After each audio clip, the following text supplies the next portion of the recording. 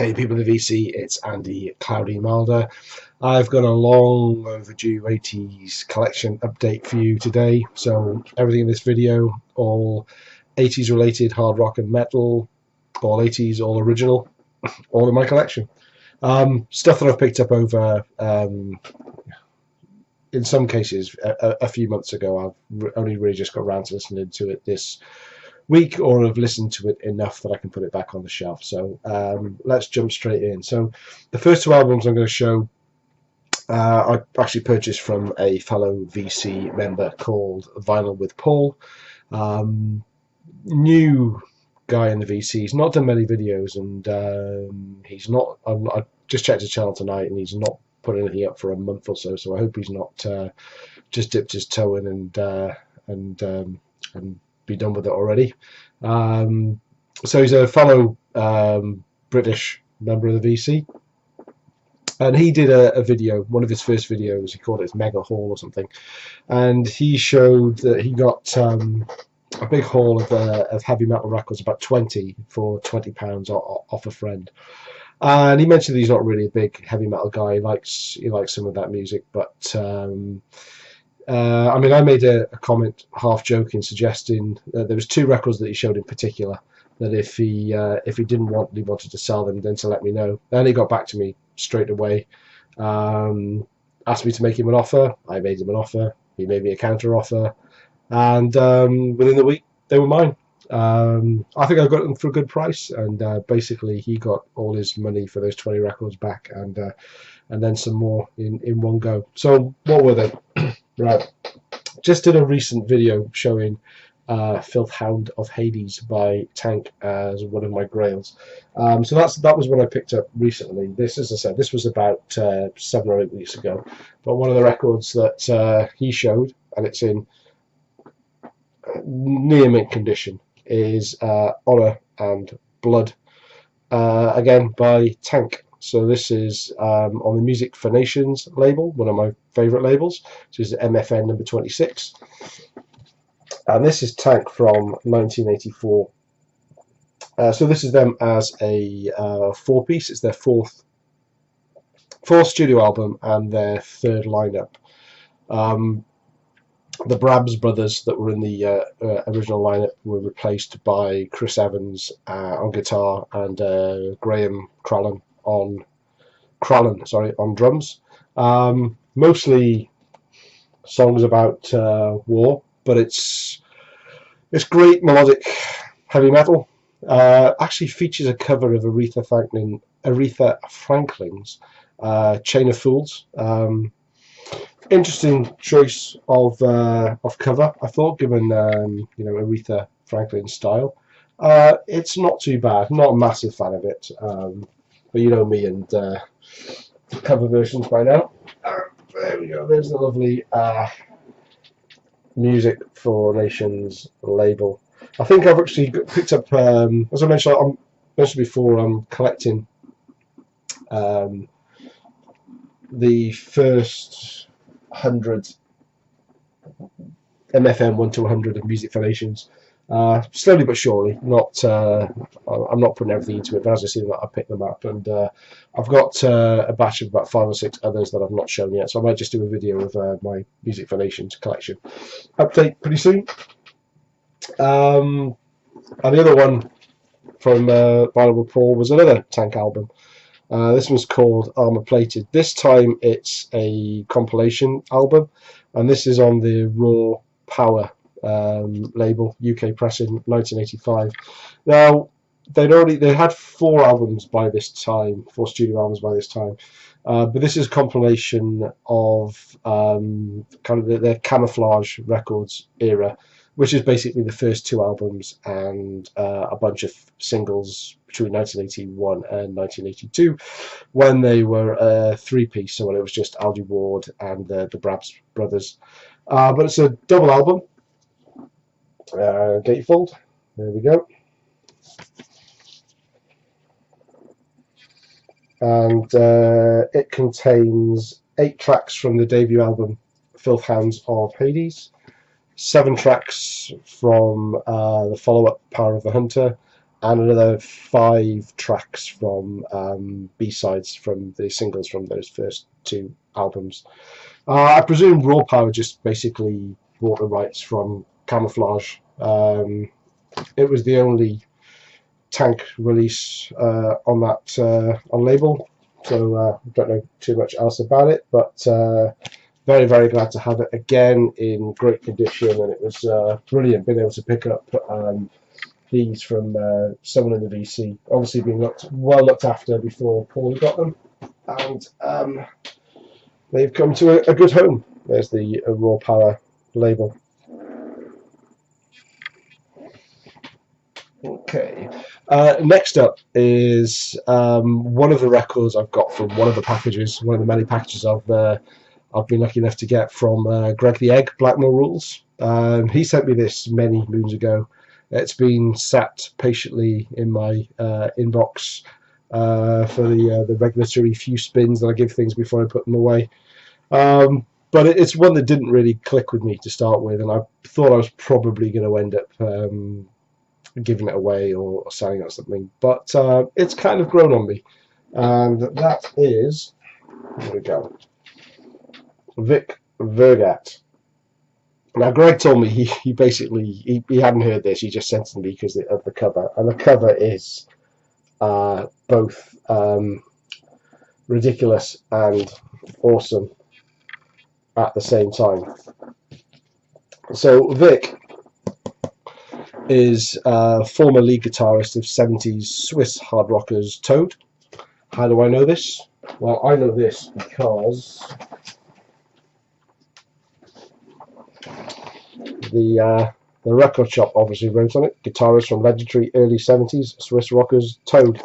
Now, I'm not familiar with Toad. I would not be surprised if many of you were familiar with Toad. But the Vic Vergat band also contained a pre-wrapped Bobby the Blotzer on drums. Or does it?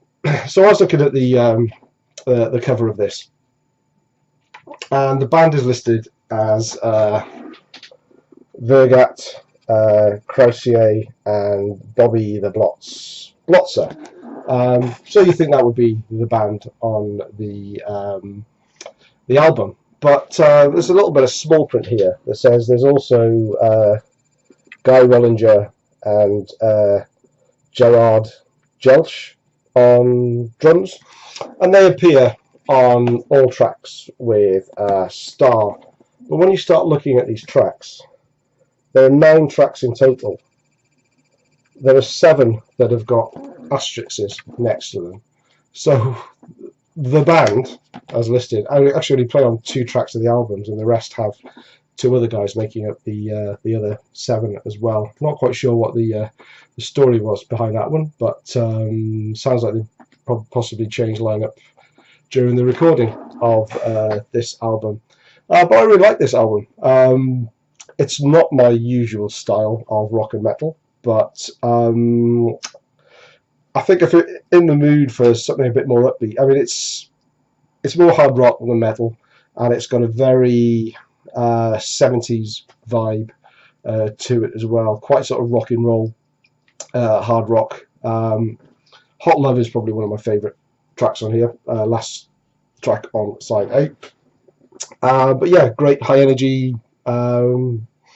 Kind of brings a smile to your face when you play it. Yeah, Vic Vergat, down to the bone. So this is on Capitol Records, and it was 1981. And it's coming from Greg. It's a Canadian pressing on the purple Capitol label. There we go. So thanks again for that, Greg. Whether it was meant as a joke album or not, I actually quite like it. Next up, this is Hellanbach.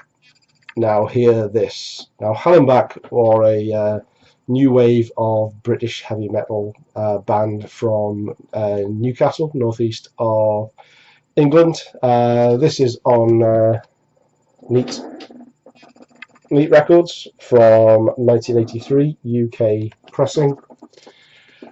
And Hellanbach were they were billed as the new wave of British heavy metal's answer to Van Halen, and they were never ever gonna live up to that, and ultimately they didn't. I mean, this is a really good album, and you can definitely tell the Van Halen influences in this, in the guitar style. Their follow-up, the Big H, which I also have, flopped, and so did they. But I think this is a really good album in its own right. The only thing that isn't a good album, good part of the album, is the last song, which is a cover of "Everybody Wants to Be a Cat," and that is atrocious, absolutely atrocious. But the rest of the album, pretty good. If you've not heard Hellanbach and you like Van Halen, you probably wouldn't listen to this over Van Halen, but you might want to go and check him out on YouTube and tell me what you think about the comparison. Fair or unfair? I don't know. Here we have the inner. You can actually see the guys here. So this is Jimmy Brash on vocals, Steve Walker on drums, Dave Patton on guitars, and Kev Charlton on bass. I know that because it's written on the other side. All smoke and mirrors on this channel. I know nothing. And for the label nerds about you, Neat Records, bit of a classic. Not sure if you can really see the thumbs up in the middle, but it's there. So yeah, Hellanbach, Now Hear This from 1981. Yeah, great. Early Van Halen rip-off album. Great stuff. Next up, one of my favourite bands. I've shown quite a few albums from them in other videos, but this is Magnum, obviously. Winds of Heaven, UK pressing on Polydor from 1988. This is Magnum's 8th studio album. And I don't think Magnum released a bad album in the 80s, despite becoming a little bit more keyboardy and synth heavy. I think Bob Catley's vocals remained sort of a constant throughout, and kept their identity, even though their music style changed a bit over the years. But I prefer the earlier 80s Magnum stuff, but there's nothing wrong with this one, and I enjoy giving this one a spin. Still has the hype sticker on. The inner sleeve in vinyl in superb condition. Nice sort of shiny print embossed inner sleeve with the lyrics and credits on. And so this is on Polydor, sort of the custom labels again. Nice and shiny label. Nice and shiny vinyl too. Next up, an album I already have, but unknown to you all, no doubt. My other copy that I have has the band cover. I saw this on eBay. Minimum bid was under £10. Placed the minimum bid and all won it, so I was very happy because this goes on Discogs for double that easily. It's in excellent condition. Not a dent or a scratch or anything on the cover at all. So it's nice to kind of get one with the other cover. Again, the inner sleeve with lyrics is in beautiful condition. It comes with a flyer for GNR Lies. Again, perfect condition. I don't know why I'm showing you the back. Nothing on the back at all. And probably one of the most boring labels I'll show you today. But for consistency, there we are on Geffen Records with the G in the R side. But happy to get another good copy of that. So there we go. Next up, one I picked up in my local record store. Pick up any Iron Maiden 12 inches if I see them for a reasonable price. These are all live tracks from the Live After Death tour. It's got, there we go, you can see the track listing. Run to the Hills from Long Beach Arena, Phantom of the Opera from Hammersmith Odeon, and the instrumental Lost for Words, again from Hammersmith Odeon. So happy to have that in the collection. Standard Maiden label from the time on EMI, so that's 1985. And last and definitely not least, the record that I have bought more copies of than any other, Tygers of Tang Wildcat. This is a Fame reissue from 1980 something. I don't know. Even on Discogs there isn't a date. So if you know that catalogue number, FA 3063, you know the date. I'm pretty sure it's I mean it's got the same label that Fame did in the 80s. It's actually dated 1980, which is the date of the original release on MCA. So this is a reissue, but I pick this up every time I see it, and I still only own one really good copy for the MCA one myself. So this will be part of a VCRT package in future. I've sent every other copy I've had out to various corners of the world since joining the VC, and that one will follow suit at some point in time.